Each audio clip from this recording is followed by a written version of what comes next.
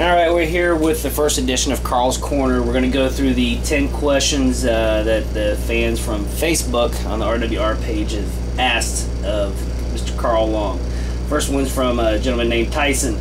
Carl, you've driven for many different teams in the past. How is it different from team to team?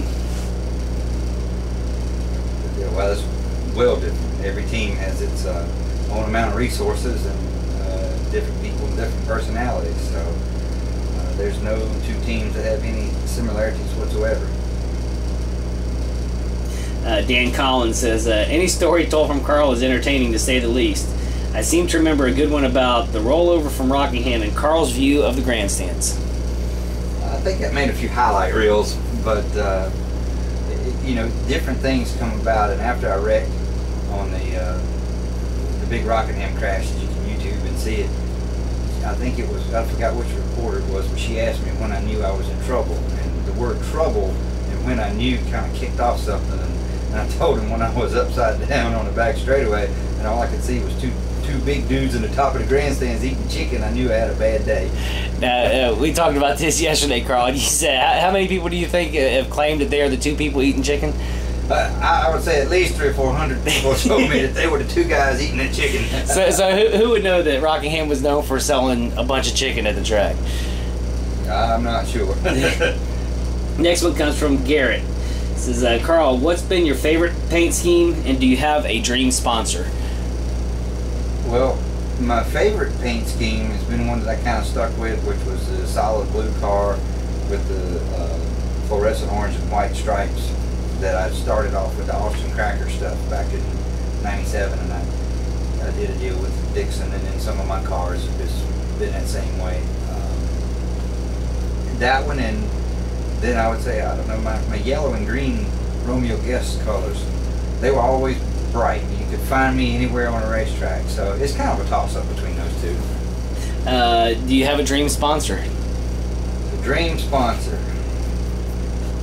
Any of them would cash, so I could race all year. That's it. Perfect. Our buddy Dan Harvey. All right. Everybody get ready for this one. How did your son get the nickname Dang It? Well, Dang It, the only person that calls him by that nickname would be Dan Harvey. And the reason that Dan has that problem is some people say I have a bit of an accent. And when we was giving him the rundown on how Dane was kind of a whoops between Dee Dee and myself, and he didn't realize that I was saying Dane, D-A-N-E. And he thought I was saying dang, D-A-N-G. And then when he realized that he was a slip-up or a whoops, not a planned kid, he thought that was why we called him Dang, and it was Dang It. Gail Duckett says, are you going to get some updated t-shirts anytime soon? Maybe saying, I rolled at the Rock. That was an awesome but scary race for you, I'm sure. Don't have anything updated. Rockingham's was 2004 when we shut it down, and the last Cup race. But I would like to have, you know, our PR department here at Rick Ware stuff, they're probably going to come up with some t-shirts with a little bit of everything in it that incorporates everybody instead of just Timmy Hill. But other than that, we'll see how it goes. I'm thinking a shirt with Dang It on the back of it doesn't sound like a bad idea. This one, I don't know if it's sarcastic or if it's a scientific question, but Carol Hurlong wants to know, how many cubic inches is a NASCAR motor supposed to have?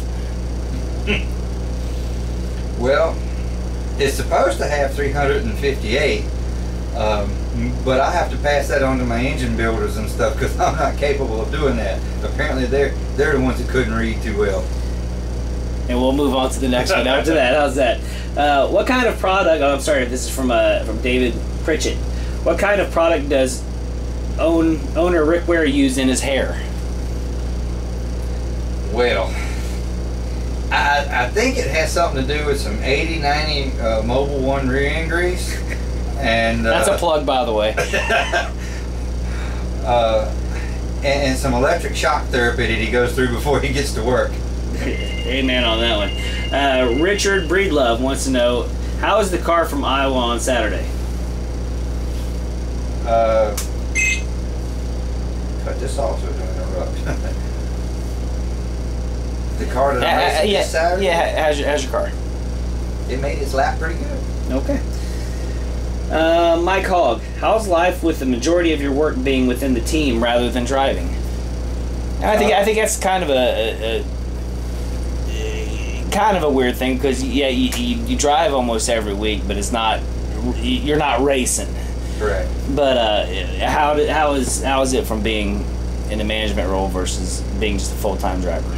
So the management side of it and owning your own team, stress related, is probably a little less stress because I don't have to worry about making payroll for the week for the guys that's working there.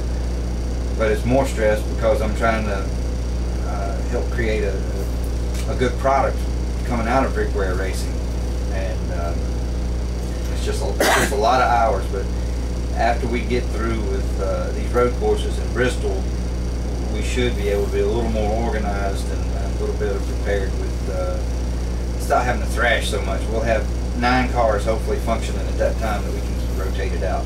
Knock on wood. Yeah, or pleather. Steve LeFew. I hope I'm pronouncing that right, Steve. Carl, given a ride in a Hendrick Cup car, do you think you could make the chase? We've all heard Dale Jr. and Scott Riggs talk about how you used to kick their asses. They kicked mine as much as I did theirs, but I've honestly believed that I'm no better driver than the Riggses or the Sadlers, but I don't think I'm no worse. Given the same equipment, it would take me a little bit of getting back in the rhythm, and maybe getting rid of some of this tonnage over my belt to get back in the shape that I need to be. But in one of their cars, I still feel like I can run as good as anybody. Fair enough. Mike Kinsley wants to know, is there a particular event or time in your life that made you a die-hard competitor? That made me one? Yeah.